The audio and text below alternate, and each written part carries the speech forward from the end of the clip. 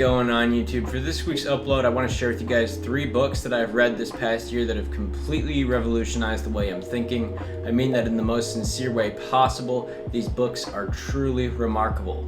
Going into 2019, I didn't have any New Year's resolutions. I don't really believe in New Year's resolutions, but we won't get into that. But I started reading more. I started picking up books. Mainly in the past month, this habit has picked up a ton. Instead of checking my phone in the morning, I like to just wake up about 40 minutes earlier than I normally would, make a cup of coffee, and just sit down, drink my coffee, and read my book. And it has been truly a phenomenal way to start the day. I highly recommend starting your day doing something that you love.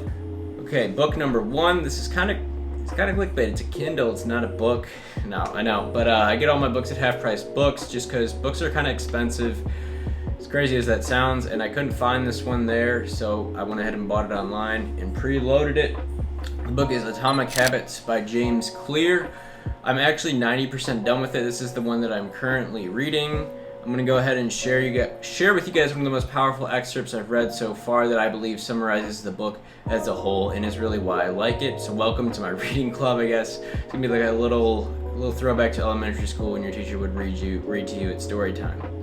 Here we go. This is excerpt 1. We all have goals that we would like to achieve and dreams that we would like to fulfill, but it doesn't matter what you are trying to become better at if you only do the work when it's convenient or exciting. Then you'll never be consistent enough to achieve remarkable results. I can guarantee that if you manage to start a habit and keep sticking to it, there will be days when you feel like quitting. When you start a business, there will be days when you don't feel like showing up. When you're at the gym, there will be sets you don't feel like finishing. When it's time to write, there will be days that you don't feel like typing. But stepping up when it's annoying or painful or draining to do so, that's what makes the difference between a professional and an amateur. That is just so powerful to me, guys. A lot of people can find these self-help books corny. That's fine, they won't get the benefit from them. I truly have been benefiting from them tremendously, and the one way that that's carried over into my life, this is an aspect you can't just rely on motivation. If you think about any great business, anything that's been built, the people that put in the work, the majority of the time they weren't motivated to do that. Sure, there are spurts when you're just go, but you don't always want to go, and if you only are working when you have that switch, you're going to achieve very minimal to nothing. For example, today was a long day for me. It's been a 40-hour work week. I worked 8 hours. I went to the gym. I've been doing my bodybuilding prep. I'm like 8 weeks in. I'm really hungry.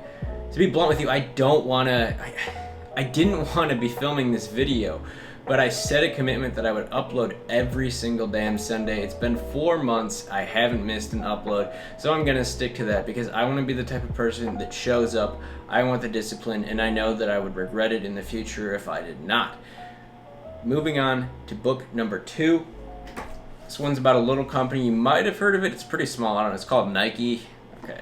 This book is called Shoe Dog. It's by Phil Knight. If you don't know who Phil Knight is, he is the founder of Nike. This is truly a remarkable book. I had read the book, The Steve Jobs. I like reading about these like highly influential people. The Steve Jobs one was alright. This one just blew it out of the water. I mean, it's like 360 pages, and I had to limit myself to 40 a day just because I didn't want to finish it because I loved it so much. I probably will be rereading this one in about a year. I'm going to go ahead and share with you guys one of my favorite excerpts from it. This was right at the beginning of the book, and it really sets the tone for the entire thing. So if you don't know, Nike started out as a shoe company originally for mainly it wasn't even called Nike, it was called Blue Ribbon for the first 10 years of its existence. Getting away from that anyways, the guy that founded it, Phil Knight, was a runner, and he had run in college at the University of Oregon, which largely plays into this story. So here's what he recalls from the moment that he really had this revelation to start Nike. Every runner knows this. You run and run mile after mile, and you never quite know why. You tell yourself that you're running towards some goal, chasing some rush, but really you run because the alternative, stopping, scares you to death. So that morning in 1962, I told myself, let everyone else call your idea crazy. Just keep going. Don't stop. Don't even think about stopping until you get there. And don't give too much thought to what there is. Whatever comes, just don't stop. That in essence describes this entire book. That sets the tone for the whole book. You guys would not believe the story. I had no idea how crazy it was, how many times Nike should not be a company right now, but the pure resilience of Phil Knight to keep going. I mean, the first 25 years were hell for him in this company, but he was just addicted to it. He did not stop. He did not let anyone set him back. Everybody tried to set him back. There were so many obstacles, and it's the true mindset of an entrepreneur. Warren Buffett and Bill Gates both said it was very refreshing and a reminder of what it takes to grow a business. It's really the reason why I loved it so much. This is probably my favorite out of all three books, is because it identifies so closely with what I'm going to be doing. I mean, Phil Knight, he didn't start this until he was 26 or 27 years old, and he went into a clothing industry. I'm going into a clothing industry. He started out doing full-time jobs to make side money to support his venture. I did that. Nike wasn't profitable he was making like $12 million, $24 million in revenue in 1976. Zero of that was netted as profit. Zero. He was not getting paychecks. He was working full-time jobs. A very similar path that I'm going to be going down, because you have to invest everything into your business. It was just refreshing and a breath of fresh air. I highly recommend checking this one out. You will not regret it. I guarantee that. Moving into book number 3, which is going to be our last one on the list. It's called All Marketers Tell Stories by Seth Godin, arguably the best marketer of our generation. If you have not heard of him, he's in the Marketing Hall of Fame. The guy just writes great stuff. He has over 20 New York Times bestsellers. Just a genius. Pretty much everything he puts out is gold. I do have right here, this is marketing. This is his latest release that was in November, and it's essentially every single marketing aspect he's put out delved into one. So this is the mega. I actually read All Marketers Tell Stories, this one that I'm talking about, after I read that one, but I like this one better just because I like the topics it centers on. So I'm going to share with you guys the passage that I like the most from this one. This is setting the tone for the book as well. He talks about the entire book essentially is that you need a story, and you can't just have a product. The product has to be remarkable. Advertising isn't what it used to be. People thought marketing was just advertising, and brands were able to scale that way in the past, but that's not how it was anymore. And he coins this the golden era, the end of the golden era of marketing. To grow your company, all you had to do was create a commercial that generated demand and then make something to sell.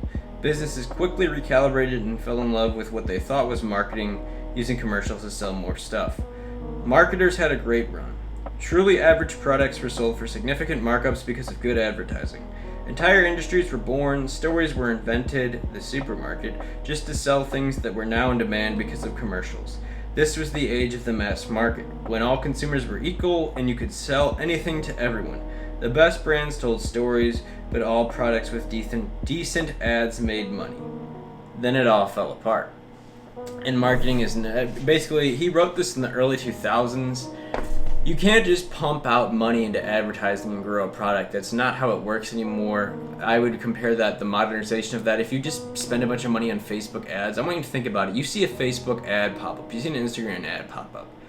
How many times do you buy that? Have you ever bought that? Have you ever done anything, especially when it keeps popping up, other than get annoyed by that?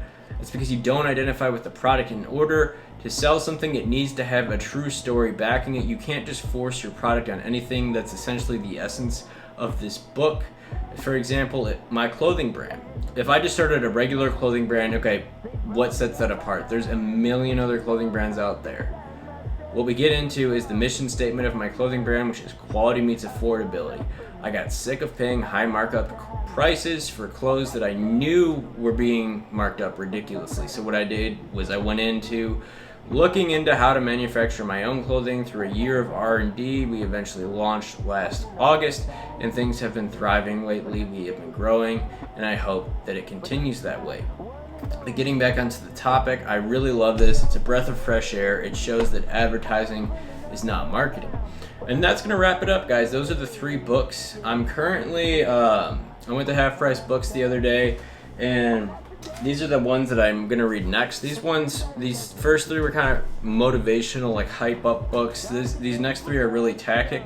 This one, I plan to read Mastering the VC Game. VC stands for Venture Capital, if you don't know that, which is essentially attracting investors into your products, into your business, how to get big money to scale, which is what you need to do to grow a brand nowadays.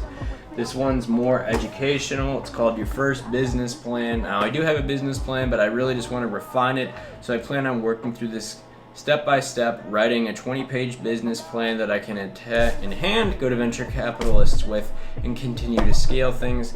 And then I did pick up another one from Seth Godin called Permission Marketing, which is that you can't just spam people with emails, you need their permission in essence. You can't just force ads on someone, you need their permission. Pretty much ties in with everything he puts out, but I just love reading every single book by him. So yeah, that's going to wrap up this week's video. If you have read any of these books, I would love to know your thoughts down below. If you're thinking about checking any, please let me know down below as well. If you enjoyed this video, please leave it a thumbs up. Thank you so much, guys, and I will see you next week.